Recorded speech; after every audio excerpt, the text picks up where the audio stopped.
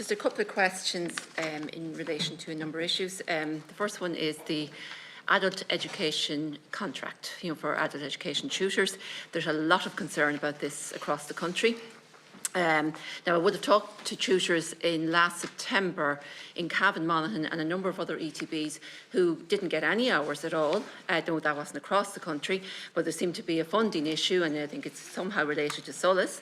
But even when the funding was restored, this new contract meant that their hours were much reduced. So one tutor told me that last year she would have had 20 classes between January and June. This year she had 3.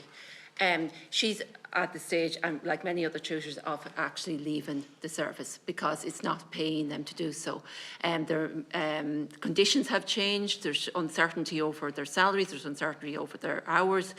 So I'm just asking, Minister, maybe you would engage with the TUI, who are the union that are representing this sector of work, in order to ensure that we have a proper adult education sector, because it's so important for literacy, for marginalised groups, or providing ongoing progression in different courses or careers. Even for integration and social inclusion is really important.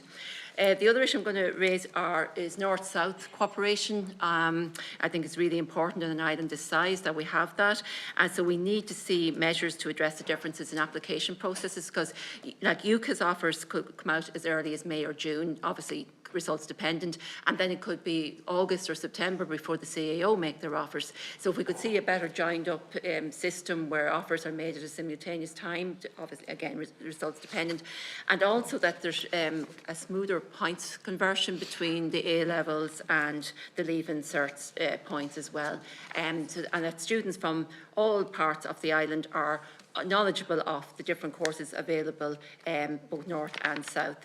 And just in relation to the SUSI grant, because that has an implication as well for people north-south regarding residency, but also if you plan to review and reform the SUSI grant system, because it can act as a barrier for some students actually accessing education. It's for mature students who, because of the housing crisis, are forced to go back and live with parents, they find that they're being penalised and being means tested on their parents' income, but also then the level of income that a student can actually earn then as well, if it could increase that to ensure that, again, that they can work but also access the SUSI grant. Thank you. Thank you.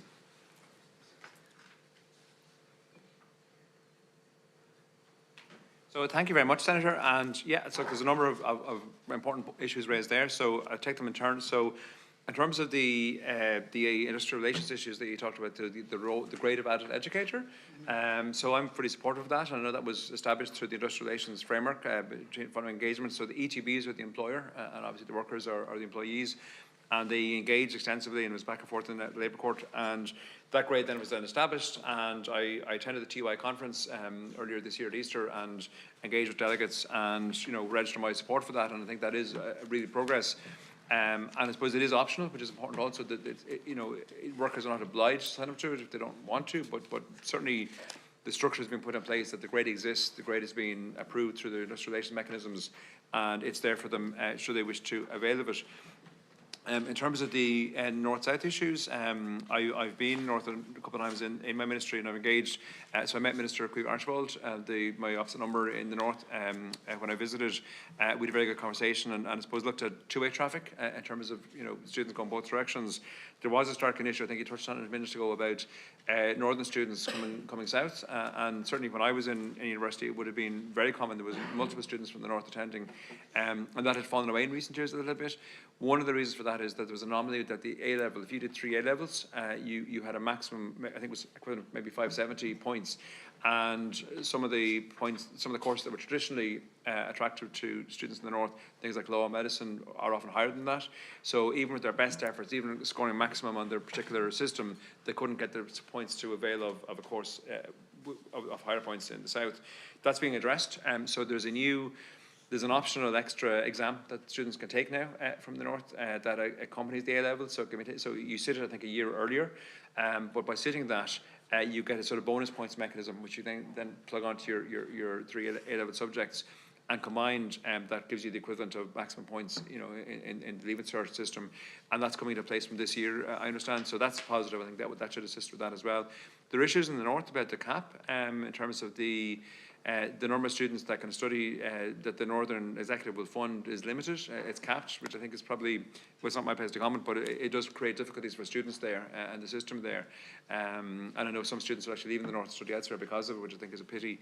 In terms of, we have a number of students attending in Northern institutions, including Queen's and including Ulster University. So I visited Queen's and met with students both the medicine and nursing courses, and we have students in Ulster University, and we pledged 44 million spending on Ulster University as well, Magee campus, which is a really significant shared island project. That's a very significant funding commitment that we've given, and we'll see it through. And then lastly, on the SUSI grant reform. So I agree, and every year my department does an extensive engagement cost of education exercise. So I held a conference in Croke Park about a month ago, where I invited student bodies, educators, access officers, colleges, people representing disadvantaged communities to attend and engage with me and my team on that. We had really good discussions over the course of the day, and I intend to publish a cost of education options paper this summer, which would set out, I suppose, because there are choices. Nothing is consequence free.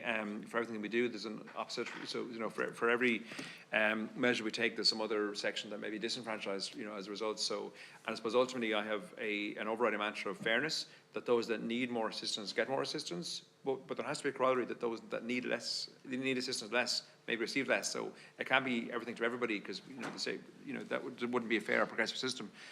So I think it is reasonable and appropriate that we would give more to those that need more, and it's a fairly fundamental principle of social policy, in my opinion, in any event. But anyway, all those options will be enumerated in the options paper that I'll publish this summer, and then we can have a wider debate across the system on where that goes next.